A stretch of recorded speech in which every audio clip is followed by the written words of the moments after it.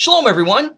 Today, I would like to talk to you about the New Testament church and the New Testament believers of the first century. Who were they? What did they believe? And what did others in history, such as the church fathers, have to say about them? I remember many years ago, I had this phrase that I would say, and I was very passionate and very sincere about it. And when I said it, I would get hearty amens all around. And I said this: we need to get back to the New Testament church. Yes, amen. But you know what? I discovered there was two things wrong with that statement. Number one, they didn't have a New Testament. It wasn't written yet. It was in the process of being written by the disciples and the apostles and Paul, etc. So what scriptures did they use? None other than what Christians call the Old Testament and the Jews call the Tanakh, which is composed of the Torah, the Law of Moses, the Nevi'im, which is the prophets, and the Ketuvim, which is the writings such as wisdom literature and history, etc. So they didn't have New Testament scriptures. They used the Old Testament. So that's the first thing wrong with that statement. Second thing wrong with that statement is they didn't have a church. There was no such thing as a church. The word church is actually a borrowed word from the Anglo-Saxon language, kirk, or kirche, some people pronounce. And it actually means a pagan place of worship. It doesn't have anything to do with Christianity or Christian worship whatsoever. But we seem to have borrowed that. So the word that is translated church in the Hebrew is kahal, and in the Greek is ekklesia. Both these Greek and Hebrew words mean the exact same thing. It means a called out congregation of people, a called out assembly, a group of people that have been called out from some place or some situation or something. And we'll get into that a little bit more later on. People wonder about the first century church. Says, well, didn't they meet on the first day of the week? If they didn't meet in church, where did they meet? Didn't they meet the first day of the week? Well, actually, they met in Jewish synagogues. They met in the temple during feast days. They met in each other's homes. And yes, they did meet on the first day of the week, but we've got to define what the first day of the week is. In a Western mind, the first day of the week is midnight, Sunday at midnight. You know, all of a sudden that's a new day. But in a Jewish reckoning of time and in the context of the New Testament scriptures, a day, according to a Jewish mind, goes back to Genesis, where it says, and then there was evening, and then there was morning, the first day. So they believe and they reckon a day starting at sundown. So when they met on the first day of the week, it was traditional to meet in order to end the Sabbath day, a proper way to end the Sabbath, to say goodbye to the Sabbath, and to usher in and welcome in the new week. So they met on Saturday night, Saturday evenings as the sun was going down. This was called the Havdalah service, and it still goes on today all over the world in Jewish homes and Jewish communities. And this is the example that we see in Scripture when Paul the Apostle, it says that he preached on the first day of the week late into the night. So he was preaching on Saturday night into into Sunday morning, and he preached so long that a young man listening, sitting on a windowsill, ended up falling out of the window and dying. And of course, if you read the passage, he ends up being resurrected, and Paul continues preaching and continues on. But many people falsely assume that the church began in Acts chapter 2, and that couldn't be further from the truth, because Acts chapter 7 verse 38 says this: "This is he that was the church in the wilderness." It's talking about the children of Israel. It's talking about the exodus from Egypt.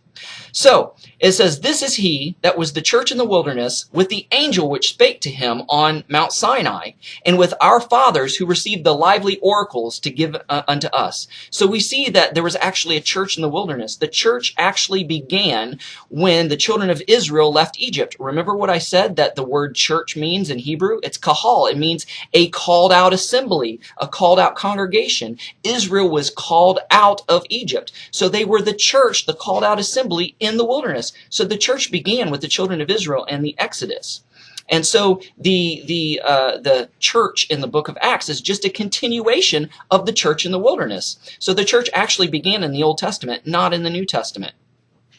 So who was and is the New Testament church, or the New Testament believers? First, I'd like to read to you what Jude says in verse 3 of his book. It says, "Beloved, when I gave all diligence to write unto you of the common salvation, it was needful to me for me to write unto you and exhort you that you should earnestly contend for the faith which was once delivered to the saints. So he's talking about one faith, one continuous faith, a faith that was once delivered to the saints. He's not talking about that there was a new religion started, that Judaism had passed away and Christianity, a new religion, was ushered in.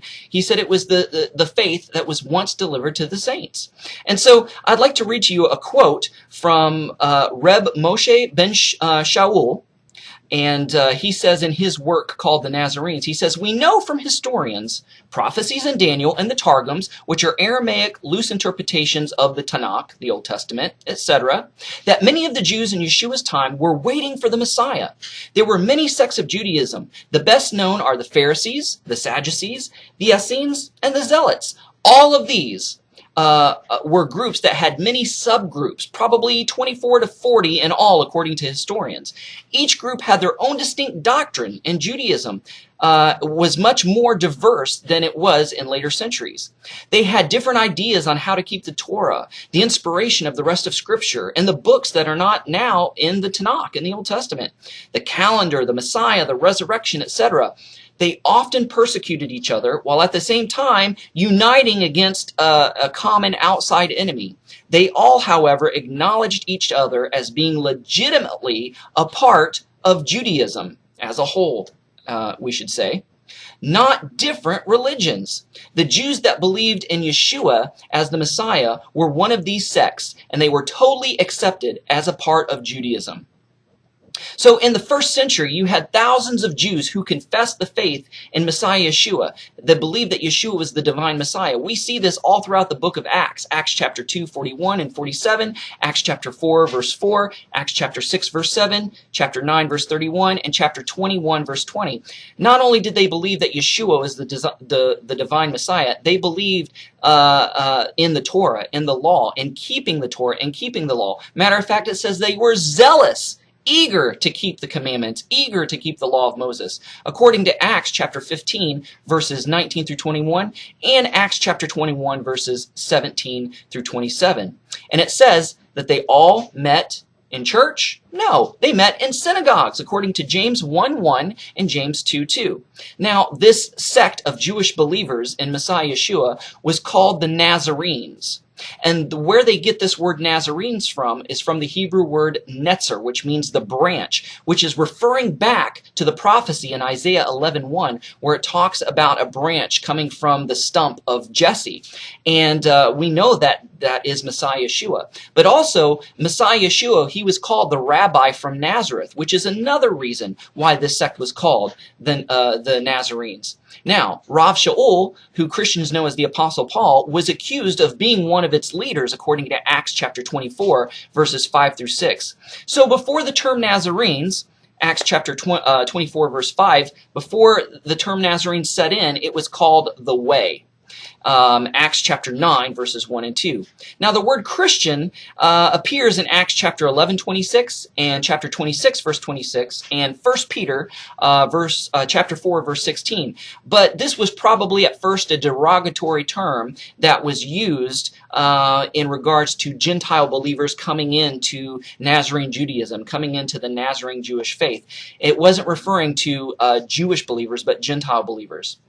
However, believers in Yeshua didn't routinely call themselves Christians until 180 AD, and by then it was a totally different group than the group that we read about in the book of Acts. So, now let's discuss about what the church fathers had to say about this Jewish sect called the Nazarenes. So, church father Jerome, who was a 4th century church father, described the Nazarenes as this: those who accept Messiah in such a way that they do not cease to observe the old law, referring to the Torah, the law of Moses, obviously.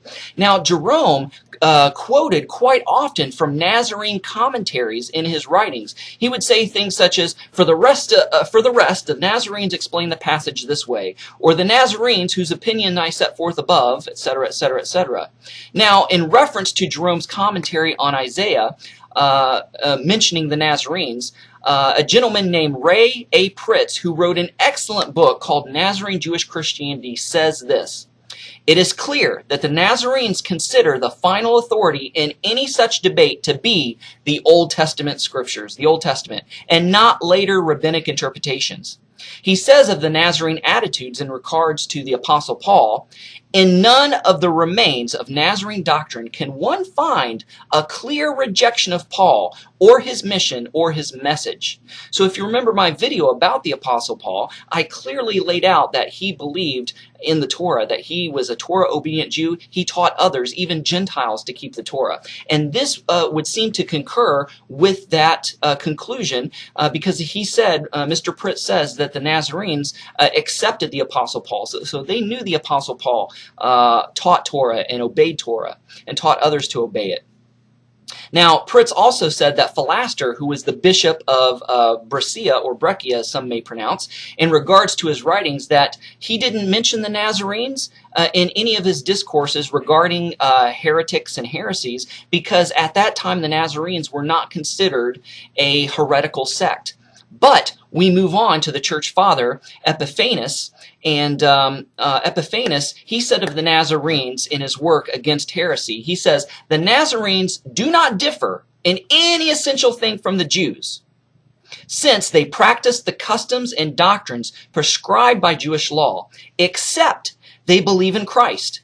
They believe in the resurrection of the dead, and the universe was created by God. They preach that God is one, and that Jesus Christ is his Son. They are very learned in the Hebrew language, and they read the law, meaning the Torah, the law of Moses. Therefore, they differ from true Christians because they fulfill unto now such Jewish rites as circumcision and Sabbath regarding Saturday Sabbath and others. So, again, this was written in the 4th century. This was 300 years after Yeshua and the original disciples. Now, there is a commentator. His name is Marcel Simon, or Marcel Simon. He was a 1st century expert, and this is what he had to say regarding to what Epiphanes said. He said, the Nazarenes are characterized essentially by their tenacious attachment to Jewish observances. If they became heretics in the eyes of the Mother Church, it is simply because they remain fixed on outmoded positions. They well represent, even though Epiphanes is energetically refusing to admit it, the very direct descendants of that primitive community of which author Epiphanes knows that it was designated by the Jews by the same name of the Nazarenes. So this commentator, Marcel Simon, is admitting here that the Nazarene Jewish sect is direct descendants of the disciples and the apostles of Messiah Yeshua, and they were the 1st century believers. So the Nazarenes wore the label heretic like a badge of honor, because like Peter and Paul before them, they would rather obey God rather than man, according to Acts chapter 5:29 and Galatians 1:10.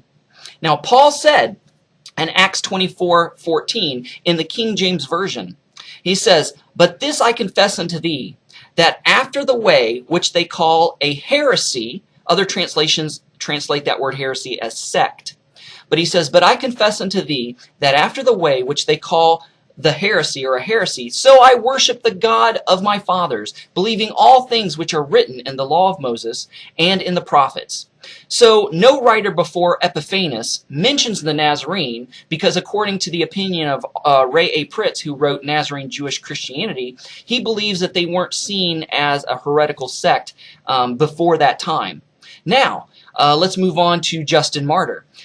Justin Martyr says, according to Ray A. Pritz in his book Nazarene Jewish Christianity, as Mr. Pritz is examining the writings of the early church fathers, he says of Justin Martyr in his dialogue with Trypho the Jew, he told Trypho that a Jew who accepts and believes that Yeshua is the divine Messiah and continues to adhere to the Torah, the law, that they should be accepted as brothers in the faith. So Justin Martyr believed that the Nazarenes were genuine believers in Messiah Yeshua, that they should be accepted in as brothers and sisters in, what he practiced as the Christian faith.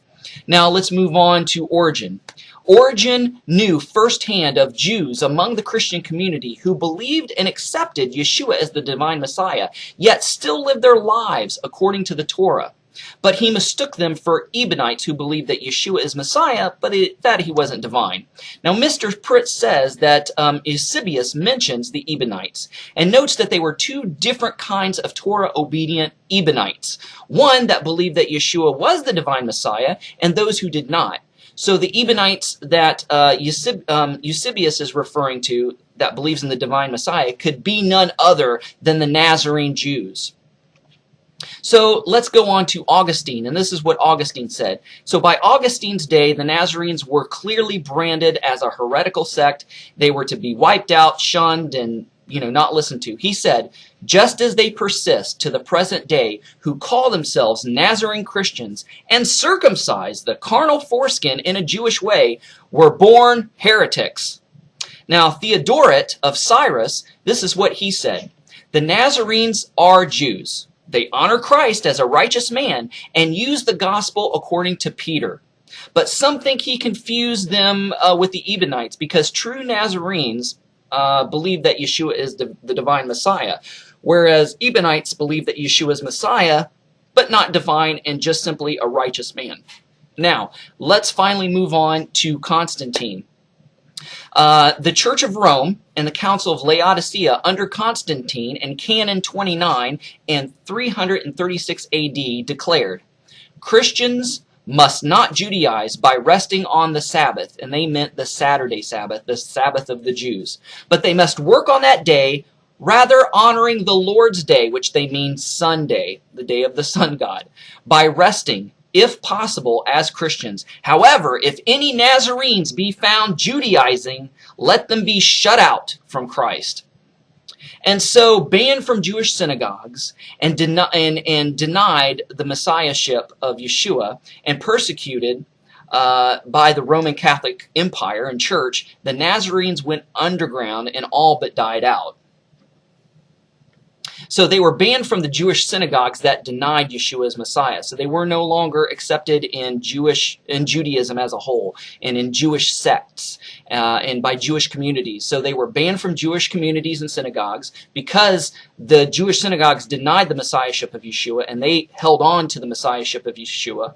And they were banned from the Roman Catholic churches of the empire because they kept the law of Moses, they kept the Torah, and they kept the customs and traditions of the Jewish people. So by this time, the Nazarenes went underground, and a remnant has survived from the 4th century when they were last mentioned by the church fathers all the way until today. And now we're seeing a resurgence and a revival of Jewish believers, Torah-obedient Jewish believers in Messiah Yeshua. And so I hope that this really brought home today how the 1st century Jewish believers in Messiah Yeshua was a Jewish sect, and they practiced Judaism and they kept the Torah. And this is what Jude was referring to when he was talking about the faith that was once delivered to the saints in Jude 1:3. So thank you so much for watching. Have a great day.